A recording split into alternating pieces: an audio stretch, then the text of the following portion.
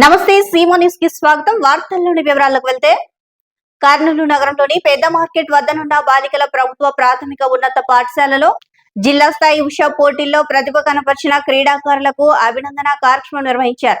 ఈ కార్యక్రమానికి ముఖ్య అతిథిగా ప్రముఖ గ్యాస్ట్రో ఎంట్రాలజీ వైద్యులు డాక్టర్ శంకర్ శర్మ హాజరయ్యారు. చదువులతో పాటు క్రీడల్లో రాణిస్తున్న విద్యార్థులను డాక్టర్ శంకర్ శర్మ జ్ఞాపికలు ఇచ్చి అభినందించారు. ఈ సందర్భంగా ముఖ్య అతిథి డాక్టర్ శంకర్ శర్మ మాట్లాడుతూ విద్యార్థులు క్రీడల్లో పాల్గొనడం శుభ పరిణామమని అన్నారు. భారతదేశంలో క్రీడలకు రోజురోజుకు ప్రాధాన్యత పెరుగుతుందని అన్నారు.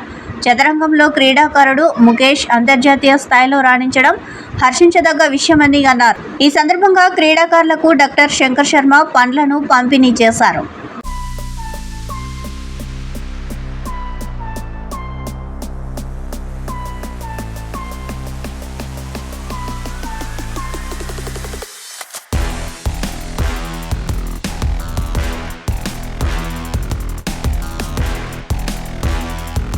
ఇక్కడ స్థానిక పెద్ద మార్కెట్ దగ్గర ఉండే బాలికల హై స్కూల్ ఆవరణలో జరిగిన ఉషు జిల్లా స్థాయి పోటీలలో ఎన్నికైన క్రీడాకారులకు షీల్డ్లు పంచి వాళ్ళని అభినందించే కార్యక్రమాన్ని ఉషు సంఘం సెక్రటరీ శ్రీనివాస్ గారి ఆధ్వర్యంలో ఇక్కడ చేయడం జరిగింది.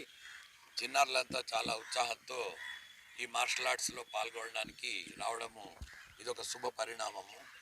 మన దేశంలో క్రీడలకు చాలా చాలా గొప్ప విలువ రోజు రోజుకు పెరుగుతూ ఉంది. ముఖ్యంగా డి గుకేష్ అనే అబ్బాయి చెస్లో చదరంగం, అది పుట్టినిల్లు చదరంగంకు మన దేశమే. ఇంతకుముందు రష్యాలో చైనాలో చాలా ప్రాచుర్యం చెంది కూడా ఇప్పుడు విశ్వనాథన్ ఆనంద్ గారి ఆధ్వర్యంలో మళ్ళా మనం Gukesh youngest world chess champion Tamil Nadu Andhra రెండు రాష్ట్రాలకు చెందిన అబ్బాయి అని ప్లస్ భారతీయుడని మనమంతా గర్విస్తున్నాము.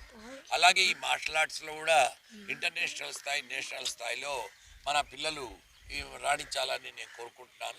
ముఖ్యంగా మేము ఈ మధ్యన మార్షల్ ఆర్ట్స్ ఎందుకు ఎంకరేజ్ చేయాల్సిన అత్యవసరం ఏర్పడిందంటే ఈ గత ఉషు ఈ ఛాంపియన్షిప్స్ ఈ మార్షల్ ఆర్ట్స్ ఉషును మేము 25 ఇయర్స్గా ఎంకరేజ్ చేస్తూ ఉన్నాము. అయినా కానీ ముఖ్యంగా ఈ మధ్యన గంజాయి మత్తు పదార్థాలకు యువత బానిస అయిపోయి ఆ చిన్న చిన్న పిల్లలు కూడా స్కూళ్ళల్లోకి కూడా గంజాయి చాక్లెట్లు రావడం అనేది చాలా అశుభ పరిణామము. దీన్ని మన ప్రభుత్వం వాళ్ళు సీరియస్గా తీసుకొని కంట్రోల్ చేస్తున్నారు.